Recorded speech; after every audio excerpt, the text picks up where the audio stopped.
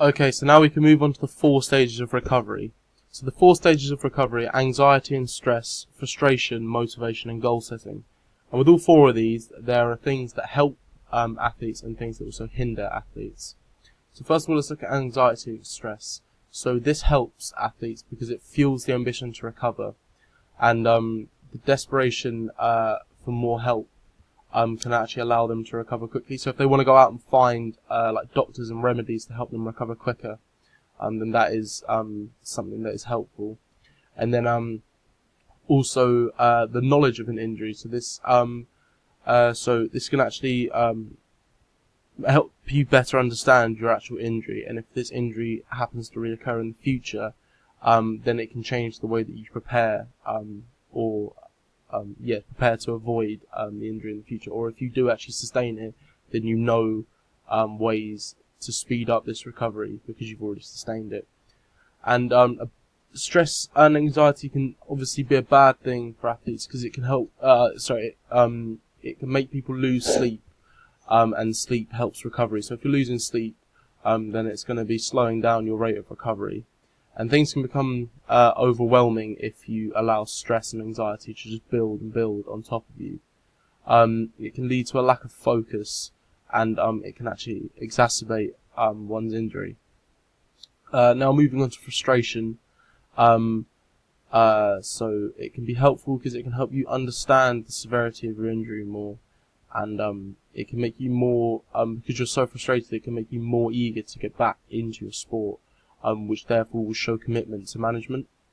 It can help you also try new things to help you take your mind off what is actually frustrating you. So it can actually open the door to many new experiences, and those alternative experiences could be alternative therapies, which help you actually recover quicker. Frustration also hinders athletes because it can actually make them lose motivation. So they might be thinking like, what's the point in carrying on because they're so frustrated, which actually can lead them to giving up the sport, and that can lead to isolation as well. Motivation is the 3rd stage of recovery. So motivation is obviously a good thing because it can help people get back into the sport. If you're motivated, then it can actually speed up recovery time. You have a more positive outlook on your injury, and you're more likely to stick to the rehab program and the advice given to you if you're motivated to fully get back into your sport and to what you want, to the ability that you once were. It can also be a bad thing because if people motivate themselves too soon, then they can actually increase the injury and make it worse for themselves and put themselves out for longer, which would therefore be pushing themselves to return to their sport too quickly. And they can skip and shorten stages of recovery, which can be a bad thing because they might not be fully recovered. So and they can also possibly skip advice or rehab programs given to them, which is going to hinder them in the long run. And lastly, goal setting. So you space out a rehab program, maybe make some smart targets, and you understand your injury better, and it helps you to know how to prevent an injury if it reoccurs, if you set goals. And it can be a bad thing because if you set goals that are unachievable, then it can actually make you feel depressed if you're not reaching those goals. If goals are if goals aren't reached, then this could lead to stress and depression. And it can have too many steps, which can make it unrealistic for the athlete. So now we're looking at the physiological recovery strategies. So one strategy can be listening to music. This works because if you're listening to like motivational playlists before and during and possibly even after training sessions and games, playlists are good for emotional states. So this can help you actually focus or get in the mood for getting back to full fitness. Some people try imagery and self-talk. So thinking of an in-game strategy, mentally creating their environment, which therefore strengthen neurological pathways, imagining all in-game possibilities, helping to reinforce a positive mindset. using like relaxation methods to counteract stress. So using specific techniques to release emotions. Some people try yoga, meditation to relax. Sorry. Some people use stress balls and punch bags to release all their stress and anger. And exercises such as cycling and swimming also do help to relieve stress. Keeping a journal or diary, so expressing your thoughts and feelings and emotions. This can help you in ways because you can look back at your journey and progress by looking at your journal or diary after your injury or whilst you're injured, but at the later stages of your injury, so you can look like how far you've come. And it can aid in your future if you sustain a similar injury, so then you can look back on it as to what you did to help yourself get back to full fitness that time. You can use it when you're feeling low or you need motivation, so you can write everything down that you're feeling just to get it out of your body. You don't need to say it to anyone, you can just write it down for your own personal use. And you can use it to work out goals and targets to set yourself. And then the last type of psychological recovery strategy is staying involved in the sport. So this helps you keep motivated and keeps your goal of returning to the sport fresh in your head. It shows management that you have a positive mindset if you want to stay involved in the sport. It allows you to feel less isolated because you're still surrounded by your teammates, even though you're not playing. You're still around them, and it helps you maintain a social life and routine. So you're still going to the training sessions, you just might not actually be participating in them. So you can actually help develop the technique of other players whilst taking up more of a coaching role instead of a playing role. And you can participate in team talks to keep you and your whole team motivated. And this allows you to still feel included in the team and makes you feel that you still have value to your teammates as well. Okay, so the targets.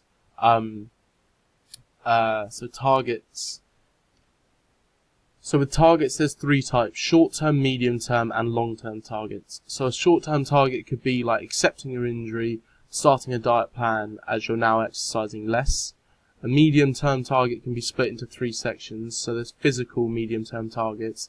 So this could be rejoining training sessions or playing half a game in the reserves team.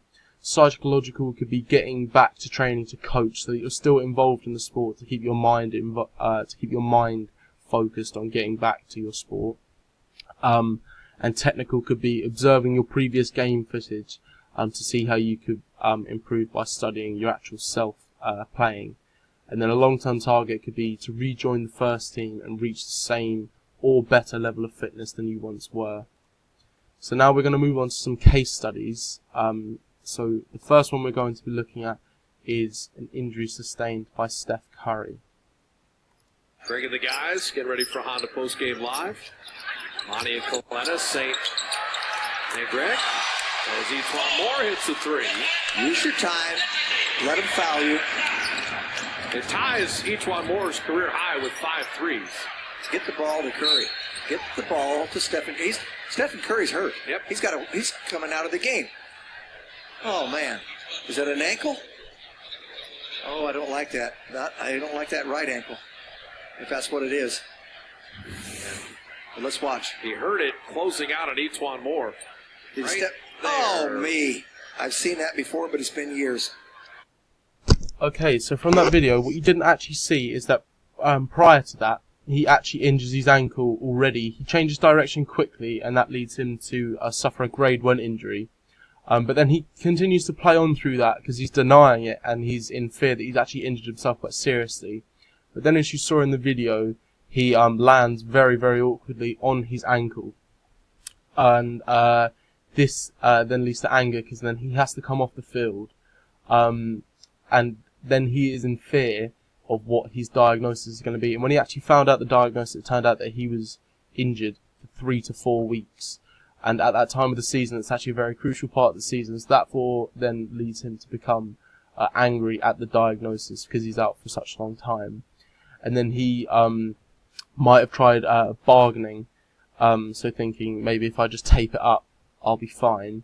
But I'm sure his advisors heavily suggested that he didn't do that in fear of injuring himself further. So the fact that he was out for such a long time therefore leads to depression because he is unable to play in the game with his teammates at that crucial part of the season, which therefore leads to isolation and a possible lack of motivation. And maybe when he comes back to thinking about it, he has low confidence because of the injury. But then it finally gets to acceptance, and then once he reaches the stage of acceptance, he can then start setting himself smart targets, just like short-term, medium, and long-term targets. And that long-term target being getting back to that full fitness, getting back into the first team and starting scoring points with his teammates again, and hopefully winning the playoffs. So as you can see here, once the injury is sustained, inflammation starts, and that's a relatively short process, and then it gets to repair, which is a long process until it gets to remodeling. And then this starts and all the way through here, and then there isn't an end to it because it can take years to fully remodel. Okay, so that is the injury of Steph Curry. That's the first case study, and now we are going to move on to the second case study, which is my mistake, sorry. Thierry Henry's injury on the 30th of April 2012 when he was playing for the New York Red Bulls versus New England. Okay, so we have a video here.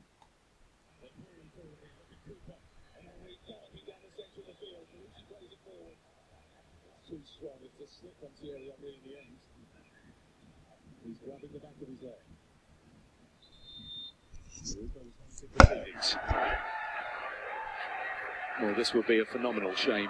Thierry Henry has scored his 9th goal of the season today. Hans Bachler, right when he went down, looked over to Pecky. He's got the no card out and just started shaking his head right off to my right. And here's a look at it on a full sprint. And he makes a little move right here.